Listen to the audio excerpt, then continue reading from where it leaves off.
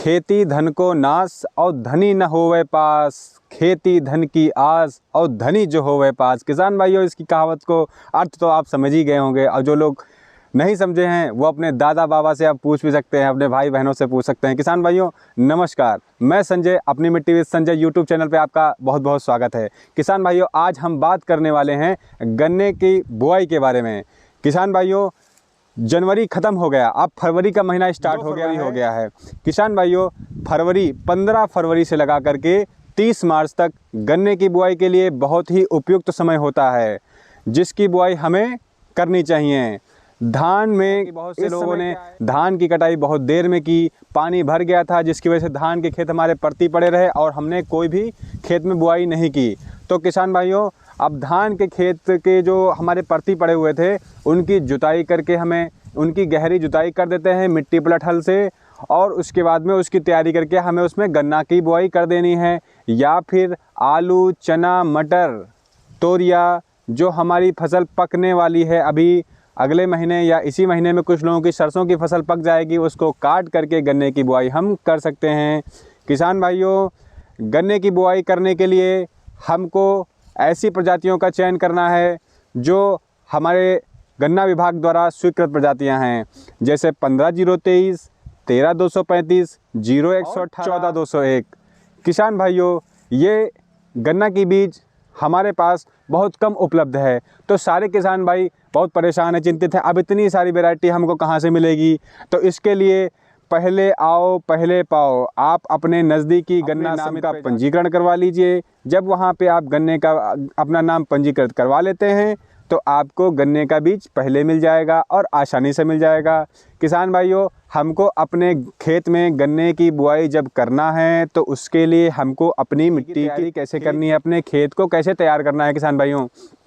तो किसान भाइयों, हमको सबसे पहले क्या करना है, अपने खेत की अच्छे से जुताई कर देनी है। 10 से 15 टन गोबर की खाद अगर जो है तो उसमें आपको क्या करना है, 5 लीटर NPK बायो फर्टिलाइज़र को मिला करके अच्छे से मिला लेते हैं। 2 दिन के लिए छोड़ देते हैं उसे।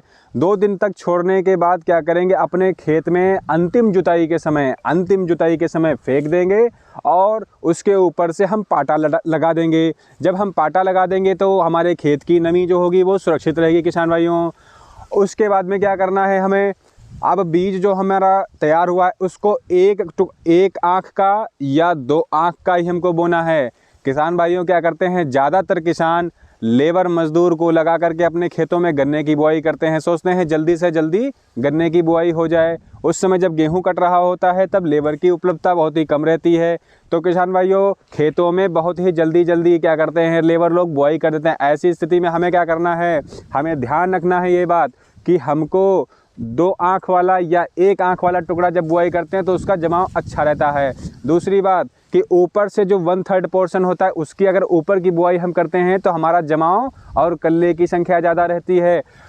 तो ये तो हो गई प्रजाति की। और दूसरी बात अब हम बताते हैं कि हम कैसे इसमें और क्या चीज़ मिला सकते हैं। गोबर की खाद के साथ मैंने वो बता ही दिया आपको। अब हमें क्या करना है, गोबर की खाद में उसी में ट्राइकोडर्मा क्या करना है, जो भूमि शोधन के लिए बहुत ही आवश्यक है। जो हमारे भूमि जनित रोग जो होते हैं, जो हमारे रोगाणु मिट्टी में बहुत ही नीचे दबे हुए बैठे होते हैं, जब मिट्टी पलट हल से हम उसकी जुताई करते हैं तो ये क्या करते हैं, ऊपर आ जाते हैं। और साथ ही जो खरपतवार होते हैं वो नीचे दब जाते हैं। तो ये क्या करेंगे, मृदा जनित जो रोगाणु होते हैं वो हमारे गन्ने की फसल को नुकसान करेंगे। ऐसी स्थिति में हमको ट्राइकोडर्मा भी गोबर की खाद में मिला करके अपने खेत में डला देना आखिरी जुताई के समय में। उसके बाद में क्या करना है, गन्ने का जो हमारा बीज रहता है, गन्ने को बीज का शोधन कैसे करते हैं। गन्ने के बीज को शोधन करने के लिए आपको सबसे पहले फंजीसाइड इस्तेमाल करना है, कार्बनडाजिन या भी कोई भी किसी भी कंपनी का या बॉविस्टिन वगैरह फंजीसाइड आप इस्तेमाल कर सकते हैं। किसान भाइयों, 0.1% का घोल 100 लीटर पानी में मिला करके 100 ग्राम दवा 100 लीटर पानी में मिला करके उसमें हम अपने गन्ने को पोरी को भिगो देते हैं। भिगोने के बाद में वो अच्छे से ट्रीटेड हो जाता है। उसके बाद मुझे क्या करना है, क्लोरपाइरीफास या फिर एमिडाक्लोरपिड का इस्तेमाल हमको उस पोरी को भिगो करके अपने खेतों में बुआई कर देनी है। जब हम ऐसा इस्तेमाल करते हैं अपने खेतों में, अपने गन्ने की फसल में इस्तेमाल करते हैं, तो हमारे खेतों में किसी भी प्रकार के हमारे गन्ने में बीज नहीं रोग नहीं लगता है, रोग नहीं लगेगा, कोई कीट नहीं लगेगा और जमाव अच्छा होगा। हम आपको बताने जा रहे हैं कि 0238, 0239, CO 238 और CO 239, ये 2 ऐसी गन्ना की प्रजातियां हैं जिन्होंने हमको बहुत बनाया भी है और इन्होंने हमको बहुत बिगाड़ा भी है। तो किसान भाइयों, ऐसी हमको क्या करना है, अपने खेत में 0238 या 39 का प्रयोग नहीं करना है।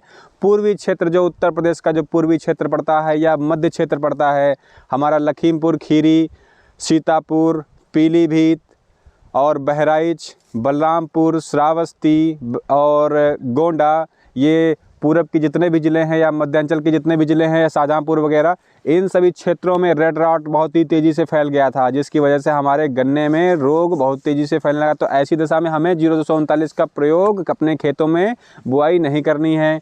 और किसान भाइयों, हमको ये भी ध्यान रखना है, जब बीज का चयन करना है तो ऐसी दशा में हम अपने खेतों में गन्ने का बीज को अच्छे से देख लेते हैं कि उसमें किसी भी प्रकार का रोग ना लगा हो।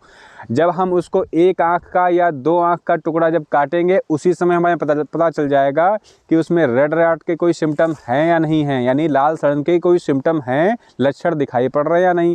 अगर कोई दिखाई पड़ रहे हैं तो मुझे वो निकाल के अगर हमारा यह वीडियो आपको ज़रा सा भी उपयोगी सिद्ध लग रहा हो तो किसान भाइयों, लाइक का बटन ज़रूर दबा दीजिएगा। आप सभी का चैनल पर बने रहने के लिए हमारा तहे दिल से शुक्रिया, बहुत बहुत धन्यवाद। जय हिंद, जय भारत।